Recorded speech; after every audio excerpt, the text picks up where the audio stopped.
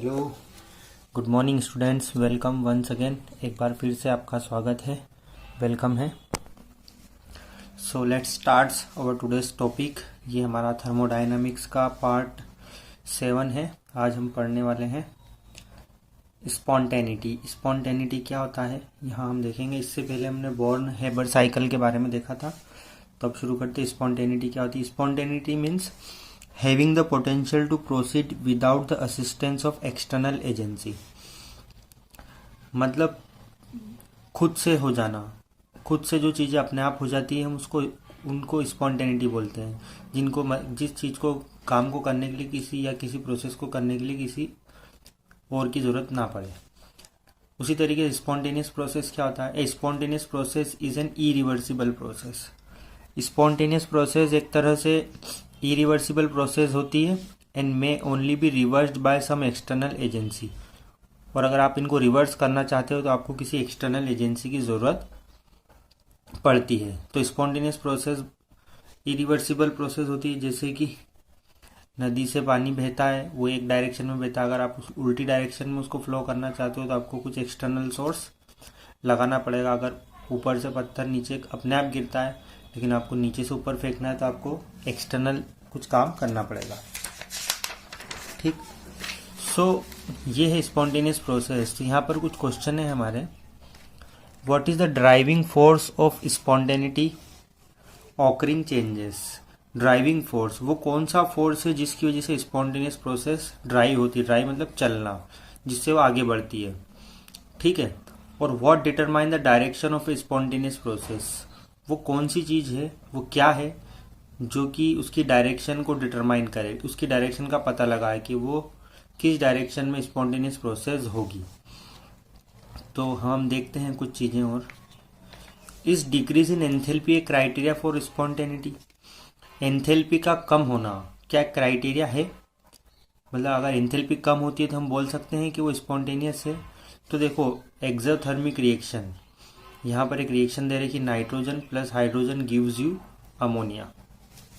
इसकी एंथैल्पी में चेंज कितना है? -46। एक और रिएक्शन है, हाइड्रोजन प्लस क्लोरीन से बनेगा HCl। यहाँ पर एंथैल्पी ऑफ रिएक्शन कितना है? -92। मतलब माइनस मतलब ये एक्सोथर्मिक रिएक्शन है। तो जो एक्सोथर्मिक रिएक्शन होती है वो जनरली स्पॉन्टेनियस कही जाती है। लेकिन कुछ एक रिएक्शन और देखो आप, एंडोथर्मिक रिएक्शन देखो, nitrogen plus oxygen gives you NO2। यहाँ पर एंथैल्पी चेंज जो है वो पॉजिटिव है। तो हम कह सकते हैं कि डिक्रीज इन एंथैल्पी में भी एक कॉन्ट्रीब्यूटरी फैक्टर, मतलब एंथैल्पी का कम होना, इससे आपको जानकारी मिल सकती है थोड़ी बहुत कि वो प्रोसेस क्या है, स्पॉन्टेनियस है। लेकिन but it is not true for all cases. लेकिन एंथैल्पी यानी कि एक्सोथर्मिक रिएक्शन ही जरूरी नहीं है कि स्पॉन्टेनियस हो, एंडोथर्मिक भी होती हैं बहुत सी जगह पर। नेक्स्ट है एंट्रोपी एंड स्पॉन्टेनिटी। ये एंट्रोपी क्या है और स्पॉन्टेनिटी क्या है, इसको हम समझेंगे। एंट्रोपी और स्पॉन्टेनिटी का रिलेशनशिप देखेंगे। Let us examine such a case in which delta H is equal to 0। एक केस देखते हैं जिसमें डेल्टा H की वैल्यू क्या है? 0। मतलब एंथैल्पी में चेंज 0 होता है। There is no change in the enthalpy. इसमें एंथैल्पी में तो कोई चेंज नहीं हो रहा है, but still the process is spontaneous. Enthalpy में चेंज इसका 0 है, उसके बाद भी ये प्रोसेस स्पॉन्टेनियस है। कैसे? जैसे कि यहाँ पर diffusion of 2 gases into each other. Diffusion मतलब मिक्स हो जाना, 2 गैस आपस में मिक्स हो जाना इन ए क्लोज्ड कंटेनर। अगर किसी कंटेनर में 2 गैसें बंद है तो वो एक दूसरे में मिक्स हो जाएंगी, डिफ्यूज हो जाएंगी। डिफ्यूज मतलब मिक्स हो जाना, इंटरमिक्सिंग ऑफ 2 गैसेस। ये प्रोसेस अपने आप होगी, हमको कुछ करना नहीं पड़ेगा कि वो मिक्स ना हो, वो खुद से मिक्स हो जाएंगी। ठीक है। अब हम देखते हैं एंट्रोपी क्या होती है। तो देखो, एंट्रोपी को हम S से डिनोट करते हैं। एंट्रोपी का सिंबल होता है S। Entropy is a measure of randomness. Entropy क्या मेजर करती है, किस चीज का पता लगाते हैं हम एंट्रोपी के थ्रू? रैंडमनेस का। ये रैंडमनेस क्या आती है? और disorder of the system. System में कितना डिसऑर्डर है, इसको भी समझते हैं हम।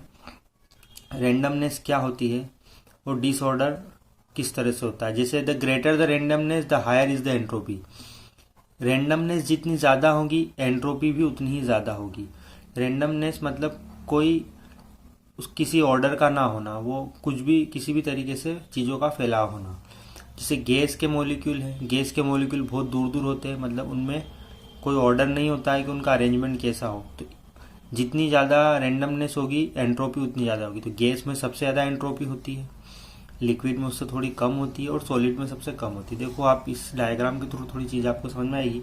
ये सॉलिड है, यहाँ पर ये पार्टिकल्स दे रखे हैं, ये पार्टिकल बिल्कुल एक दूसरे के पास पास एक ऑर्डर में अरेंज है ना, एक ऑर्डर है इनका ये।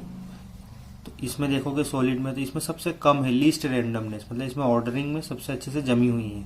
लिक्विड में आप देखोगे तो मॉलिक्यूल थोड़े दूर दूर है, मतलब यहाँ पर थोड़ी रेंडमनेस ज़्यादा है, इंटरमीडिएट रेंडमनेस है, इसको आपने गर्म करोगे। और गैस में आप देखोगे तो ये मॉलिक्यूल बिल्कुल एक यहाँ, मतलब सब एक दूसरे से दूर दूर है, कोई ऑर्डर नहीं है इनका। तो सॉलिड में सबसे कम रेंडमनेस होती है, लिक्विड में उससे थोड़ी सी ज़्यादा होती है और गैस में सबसे ज़्यादा रेंडमनेस होती है। तो सॉलिड में एंट्रोपी सबसे कम होगी, लिक्विड में उससे थोड़ी ज़्यादा होगी और गैस में सबसे ज़्यादा एंट्रोपी होती है। ठीक, तो एंट्रोपी को हम एस से डिनोट करते हैं। ठीक है, तो आप ये देखो delta A is equal to q, यहाँ पर ये R E V for reversible divided by 2, यहाँ पर इस फार्मूले से हम एंट्रोपी को मेजर कर सकते हैं। तो delta S is equal to q reversible divided by T for spontaneous process. कोई प्रोसेस स्पॉन्टेनियस है या नहीं, वो खुद से होगी या नहीं होगी, इसका पता हम लगा सकते हैं।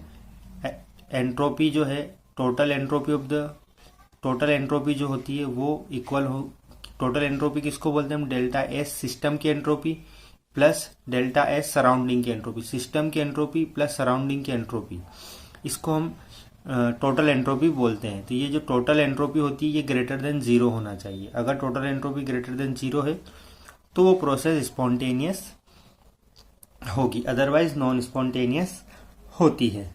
तो एट इक्विलिब्रियम, अगर हम इक्विलिब्रियम की बात करें, delta S of the system, S Y S for system is equal to q system, ये रिवर्सिबल के लिए है, क्यू मतलब हीट होता है, डिवाइडेड बाय टी, ये इक्विलिब्रियम के लिए एक फार्मूला है।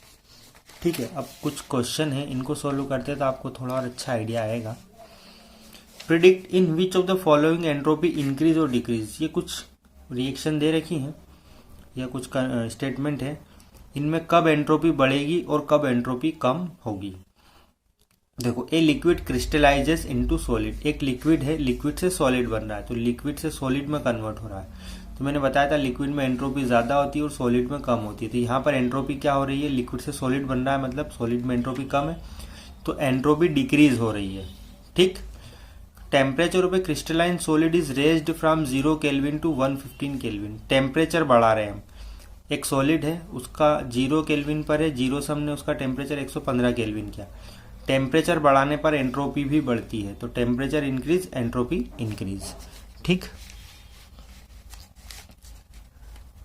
नेक्स्ट है आपका ये एक रिएक्शन दे रखी, देखो sodium hydrogen carbonate solid form में है, इससे बन रहा sodium carbonate, carbon dioxide gas, water gas, इधर सॉलिड है और इस तरफ लिक्विड है, मतलब सॉलिड से गैस बन रही है ना। तो जब सॉलिड से गैस में जाएगा, मतलब गैस की एंट्रोपी ज्यादा होती है, तो सॉलिड टू गैस में कन्वर्ट हो रही हैं चीजें, तो एंट्रोपी यहाँ पर इंक्रीज होंगी, एंट्रोपी इंक्रीज। अब देखो हाइड्रोजन गैस है, यहाँ पर इसके आगे 1 है, यहाँ पर 1 है, 1 से 2 हाइड्रोजन गैस बन रही है ना। यहाँ पर ये हाइड्रोजन मॉलिक्यूल है, इस मॉलिक्यूल से 2 हाइड्रोजन के एटम बन रहे हैं, मतलब 1 मोल गैस है, 1 मोल से 2 मोल गैस बन रही है, तो मतलब 1 से 2 मतलब दोनों गैस गैस में, लेकिन यहाँ पर 1 मोल है, यहाँ पर 2, तो एंट्रोपी क्या होगी, यहाँ पर इंक्रीज होगी। ठीक है, अब एक क्वेश्चन है, इसको सोल्व करते हैं और एंट्रोपी को और समझने के लिए। तो देखो आप, फॉर ऑक्सीडेशन ऑफ आयरन, ये एक रिएक्शन लिख रखी है, यहाँ पर आयरन का ऑक्सीडेशन हो रहा है, आयरन जो कि सॉलिड फॉर्म में, सॉलिड से इसका ऑक्सीडेशन मतलब ऑक्सीजन से रिएक्शन कर रहा है और 2Fe2O3 ये सॉलिड बन रहा है। ठीक है, एंट्रोपी चेंज कितनी, यहाँ पर एंट्रोपी डेल्टा एस की वैल्यू कितनी, 549.4 है ना, 298 केल्विन पर, इंस्पाइट ऑफ नेगेटिव एंट्रोपी। देखो यहाँ पर एंट्रोपी की वैल्यू क्या है, नेगेटिव है, मैंने बताया था कि एंट्रोपी की वैल्यू पॉजिटिव होना चाहिए तो स्पॉन्टेनियस होती है, लेकिन फिर भी ये नेगेटिव एंट्रोपी चेंज बता रहा है, फिर भी ये रिएक्शन स्पॉन्टेनियस है, क्यों, यहाँ पर एंथैल्पी की वैल्यू दे रखी है इतनी -1648 मल्टीप्लाई 10⁻³ जूल पर मोल, है ना। तो फिर भी यहाँ पर ये एंट्रोपी की वैल्यू इतनी है, उसके बाद भी ये रिएक्शन स्पॉन्टेनियस क्यों है। तो देखते हैं इसका सवाल का। ये है सॉल्यूशन। देखो कोई रिएक्शन स्पॉन्टेनियस हो, उसके लिए हम one decide the entropy of reaction delta S total is equal to delta S system plus delta S surrounding. ये एस फॉर सिस्टम, ये एस फॉर सराउंडिंग, ये ग्रेटर देन 0 होना चाहिए। मतलब डेल्टा एस जो है टोटल, इसकी वैल्यू पॉजिटिव में होना चाहिए। तो देखते हैं ये रिएक्शन स्पॉन्टेनियस क्यों है। तो देखो delta S surrounding is equal to minus delta R H not divided by T. ये फॉर्मूला है हमारे पास डेल्टा एस सराउंडिंग निकालने के लिए एट कांस्टेंट प्रेशर पर। तो डेल्टा सराउंडिंग निकालते हैं हम, तो रिएक्शन एंथैल्पी जो है ये डेल्टा एच की वैल्यू कितनी है, ये 1648 इंटू 10⁻³। यहाँ पर एक माइनस है और एक इस माइनस ऑलरेडी था, तो minus minus plus divided by 298। तो ये पॉजिटिव आएगी, डेल्टा एस सराउंडिंग इतना है, ठीक है। अब हम देखते हैं डेल्टा एस टोटल का फॉर्मूला क्या था। Delta S total is equal to delta S system plus delta S surrounding. तो डेल्टा एस सराउंडिंग अभी हमने निकाली, ये इतनी ये वैल्यू है डेल्टा एस सिस्टम की 5530 प्लस ये प्लस वाला ये प्लस, और डेल्टा सराउंडिंग क्वेश्चन में हमको दी हुई है -549.4। तो प्लस माइनस माइनस हो जाएगा, इसमें से इसको माइनस करेंगे तो 4980.6 जूल केल्विन पर मोल। तो डेल्टा एस टोटल कितना है, यहाँ पर क्या वैल्यू आ रही है, ये पॉजिटिव वैल्यू आ रही है। तो डेल्टा एस टोटल जब पॉजिटिव होगा तो वो रिएक्शन स्पॉन्टेनियस होती है, ठीक है। ओके, तो आज के लिए हमारा ये लेक्चर नंबर पार्ट 7 कंप्लीट हुआ। अब पार्ट 8 में हम इसका लास्ट टॉपिक देखेंगे, गिब्स एनर्जी और स्पॉन्टेनिटी के बारे में हम देखने वाले हैं, ठीक है। तो आप सभी को बहुत बहुत शुक्रिया, आपने इस वीडियो को देखा। धन्यवाद, थैंक यू वेरी मच।